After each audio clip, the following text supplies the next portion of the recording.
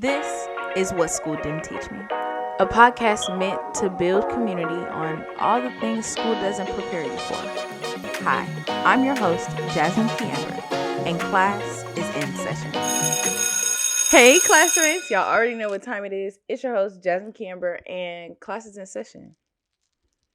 Class is in session. Y'all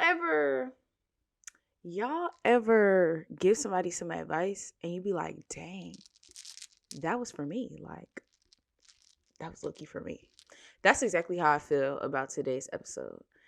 Y'all, lately, my anxiety has been through the roof. I don't know what's been going on, but it's been like, I may not be anxious throughout the day, but like it'll be little things to just set it off, little things that make my anxiety flare. And if you know me, you know I have worked really hard to step out of a certain type of mental state, and I will be darned if anything makes me go back. So I've been very, very vigilant, paying a whole lot of attention to what I need to do to make myself not anxious or make myself feel grounded, back in my body, back in reality. I've been paying a whole lot of attention to like what's been making me anxious.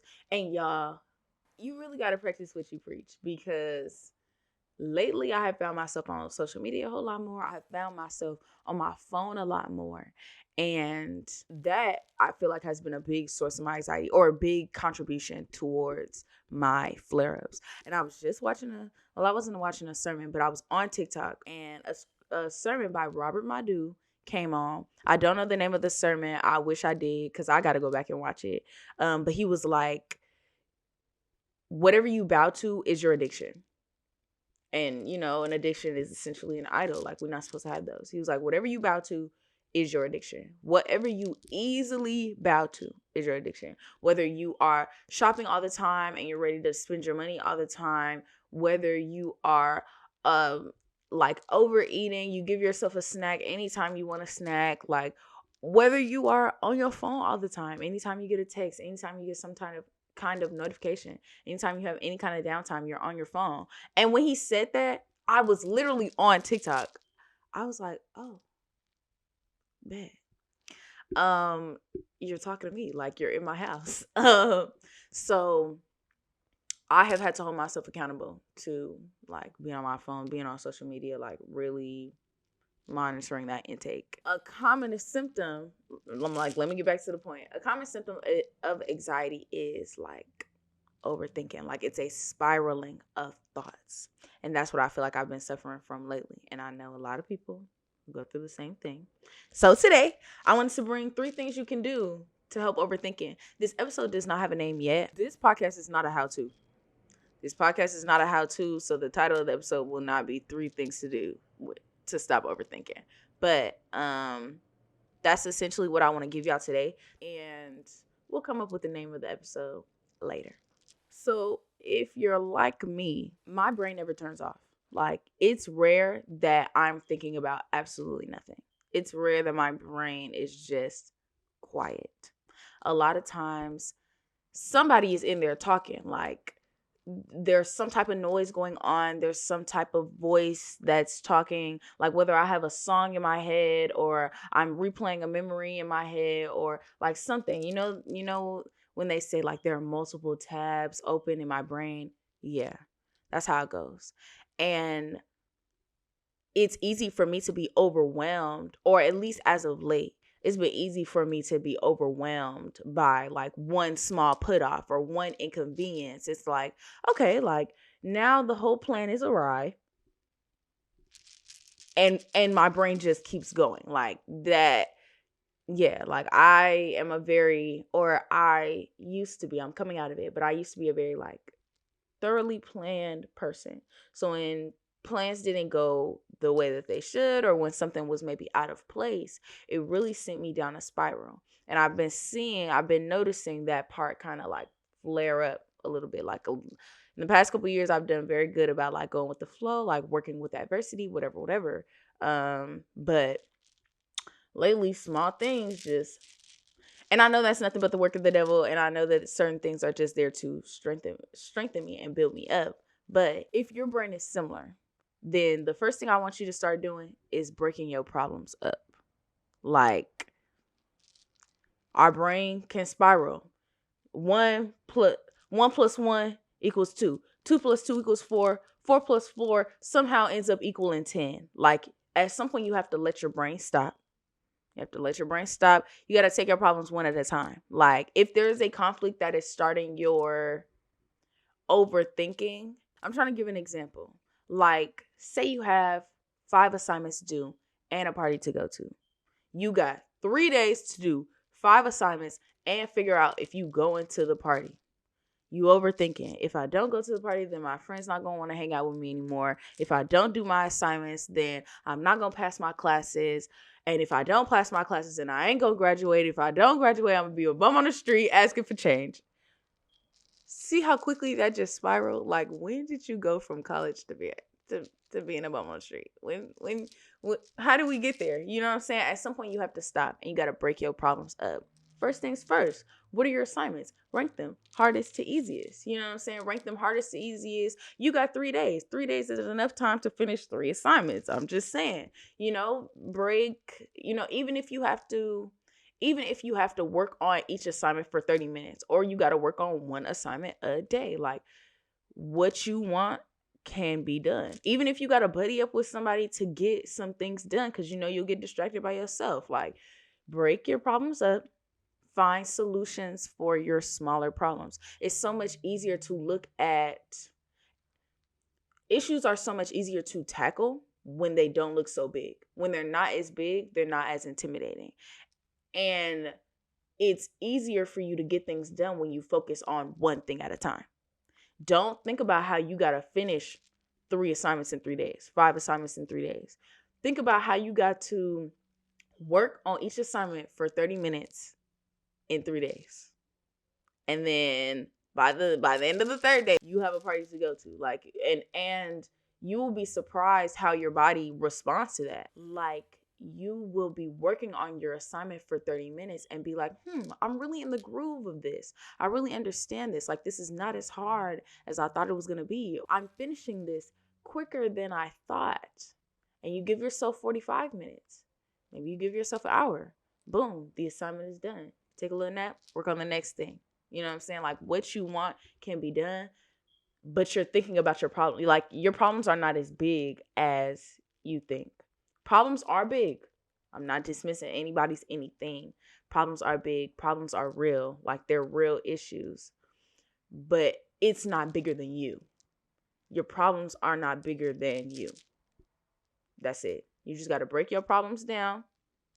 You don't eat a whole steak in one bite. You cut up the steak and you eat it in small bites. That's how you got to do your problem. Cut them up. Make small goals, small agendas to push them out. Yeah. So break your problems up. Stop yourself from spiraling, because your mind will keep going if you don't stop it. Break those problems up into small segments.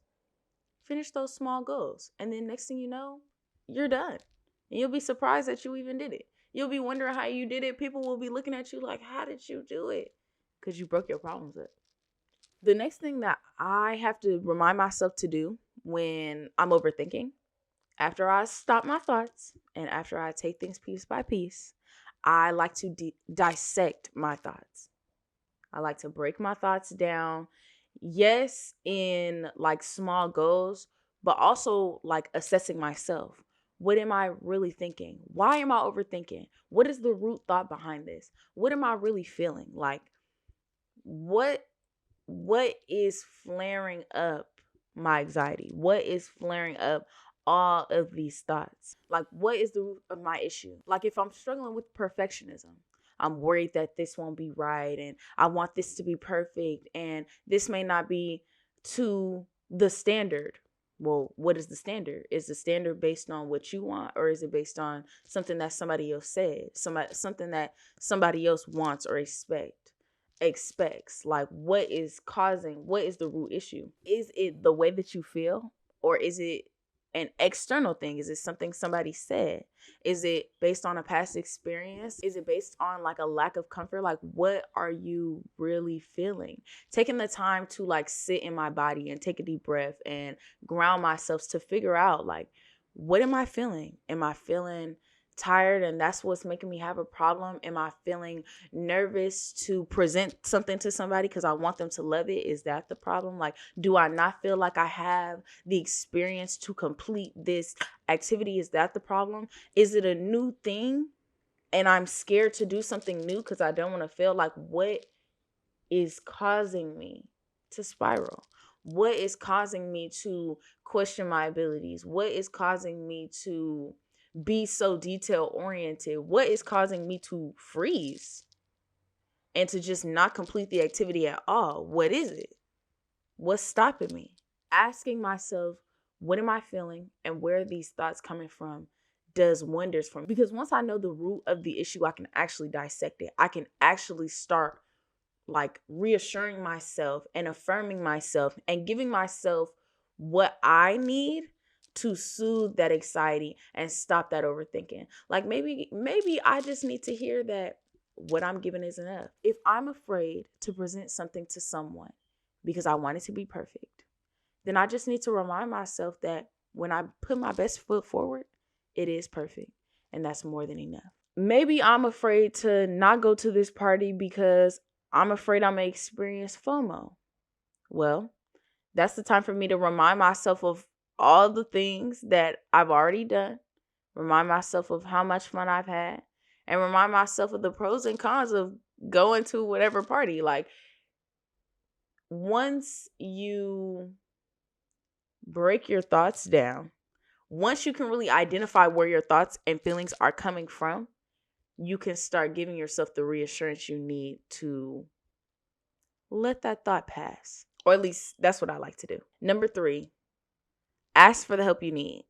I know y'all remember this from 21 Lessons for 21, but this is perfect for when I'm overthinking. We are such smart creatures. Humans are such smart creatures. I would never take that away from us. But our brains are only so big and we can only contain so much at a time. Do not let your spiraling thoughts sit in your brain. Not by yourself. That is bound to break you. That's bound to break you. Period. Like I hate to say it like that, but you, as strong and as capable as you are, you cannot hold the weight of your own world on your shoulders. You can't.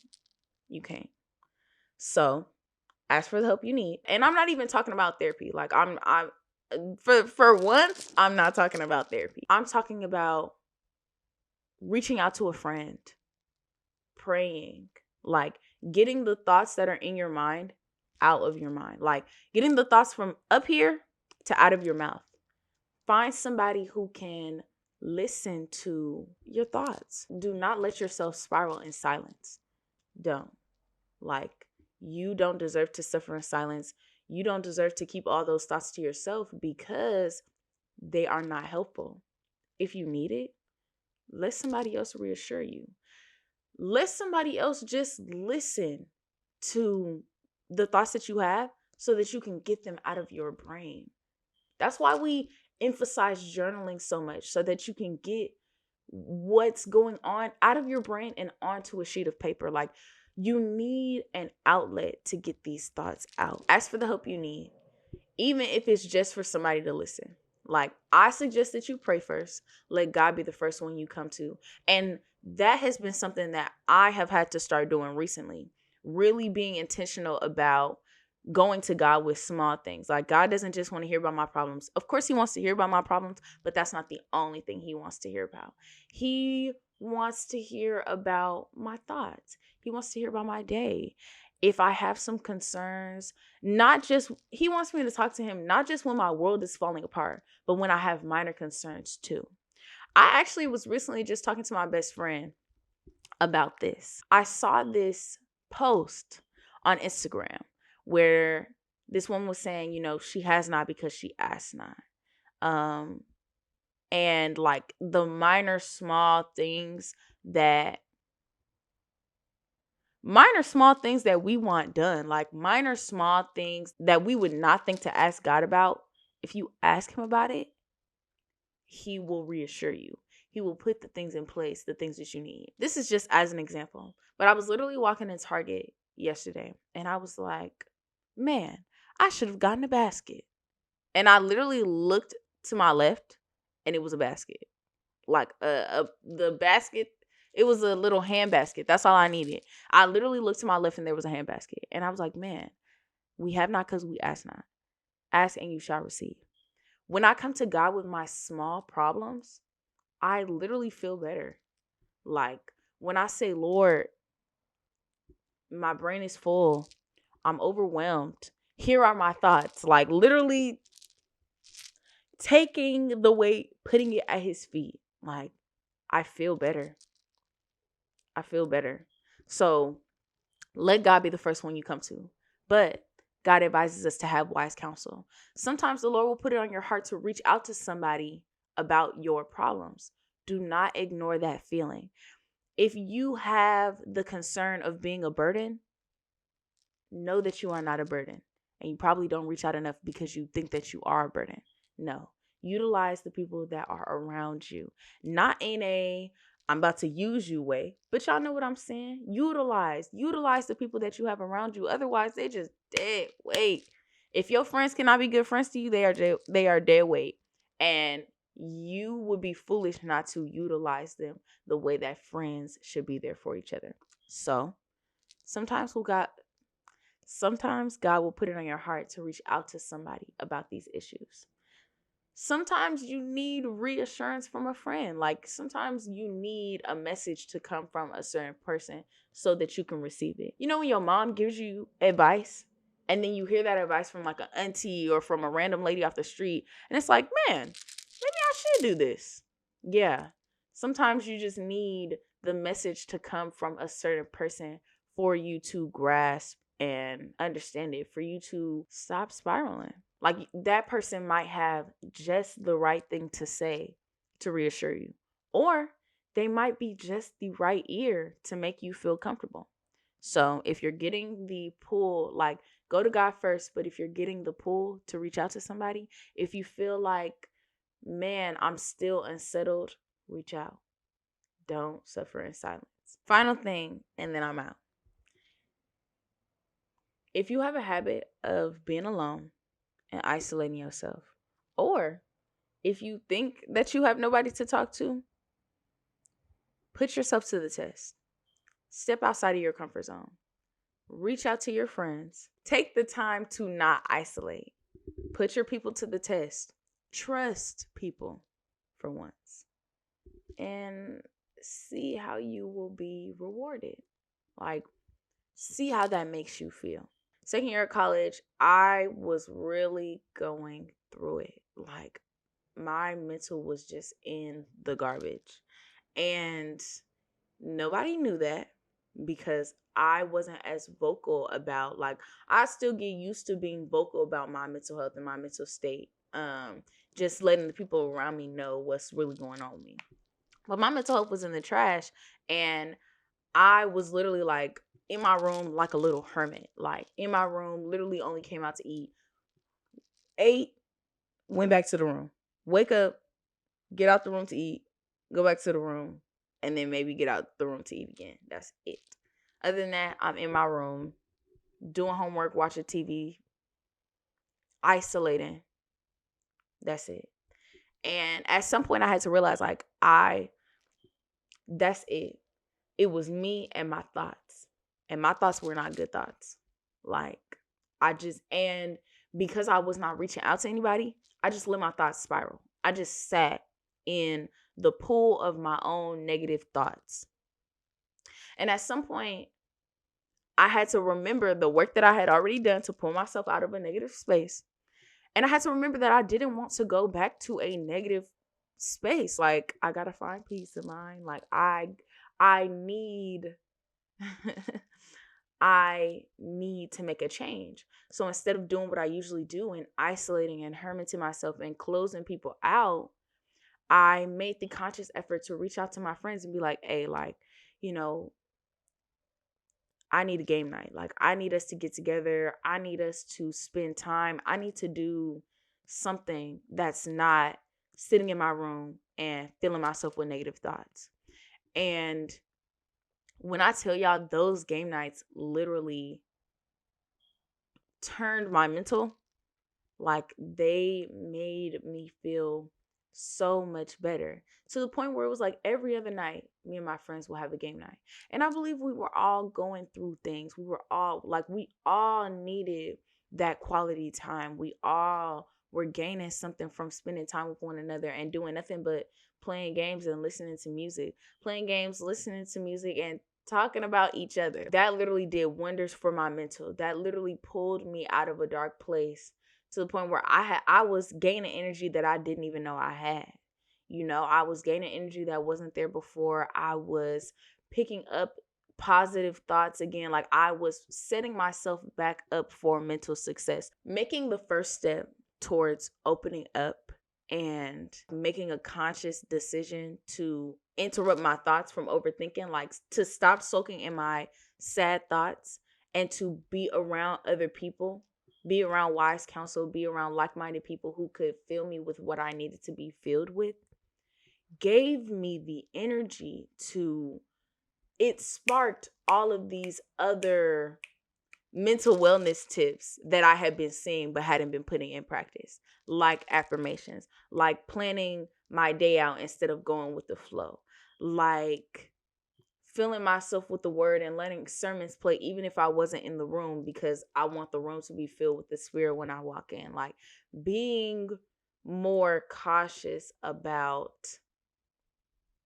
my mental health, being more cautious and more intentional about my mental health. It all started with stopping my spiraling thoughts in its tracks, making the conscious decision to fill myself with something good, to follow wise counsel, to follow wise counsel. And that made all of my other thoughts so digestible. Like, that made going back to my own reality, going back to my own mind, so much more digestible when I took a moment to surround myself with people who could fill me up. I say all that to say, step out of isolation. Stepping out of isolation may spark all of these other points. But again, break your problems up. Don't chew the whole steak. Don't eat the whole steak in one bite. Cut the steak up and complete them. Cut the steak up and eat it in small bites. Break your problems up and complete them in small goals, small agendas. They are much more manageable that way. Dissect your thoughts. Where are your thoughts coming from? What are you feeling? What are you really thinking? What is the root cause of the issue? Like, why are your thoughts spiraling in the first place? And reach out to people. Do not spiral silently. Reach out to people. Reach out to your friends. Pray about them. God cares about your little, small, silly prayers. He cares about them. So make sure to reach out to people. Pray about it and then reach out to people. Like, let God be the first person you come to. Pray about your problems. Like, Lord, this may be small to you, but it's really rocking my brain right now. And watch how he transforms it. Watch how he gives you peace and ease. And after you give it to him, you got to leave it alone. Like, after you give it to him, you really got to move on to the next thing. Don't give it to him and then be still holding on to them. But turn to God and then call a friend. Like, give yourself a break from anxious thoughts and anxious moments. I still don't know what the name of this episode is going to be, but those are 3 tips that you can use to help you stop overthinking. These are 3 things that I'm going to get back in the habit of, because I refuse to let anxiety take over me. Like, your anxiety is lying to you. While your intuition is always telling you the truth, your anxiety is not. And it's so important for us to be able to separate our thoughts and our anxieties from our reality. Because what? Your thoughts shape your perception, which shape your reality. So yeah, take these tips, run with them. Give them a try. And I guarantee you, life will seem a whole lot more manageable. That's it. That's all I got. Next week, I'm so excited. Like, oh, I'm so excited for next week's episode. But that's it. And I'll see y'all next week. Bye.